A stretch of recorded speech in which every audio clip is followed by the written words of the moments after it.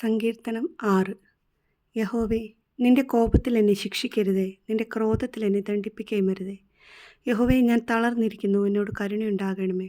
യഹോവേ, എൻ്റെ അസ്ഥികൾ ഭ്രമിച്ചിരിക്കുന്നു, എന്നെ സൗഖ്യമാക്കണമേ. എൻ്റെ പ്രാണനും അത്യന്തം ഭ്രമിച്ചിരിക്കുന്നു. നീയോ യഹോവേ എത്രത്തോളം? യഹോവേ, തിരിഞ്ഞ് എൻ്റെ പ്രാണനെ വിടുവിക്കണമേ. നിന്റെ കാരുണ്യ നിമിത്തം എന്നെ രക്ഷിക്കണമേ.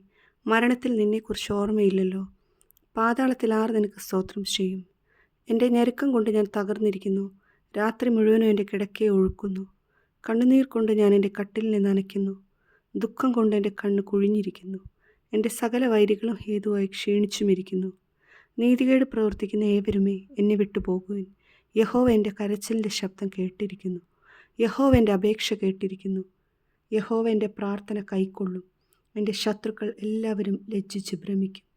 അവർ പിന്തിരിഞ്ഞ് പെട്ടെന്ന് നാണിച്ചു പോകും. ആമേൻ.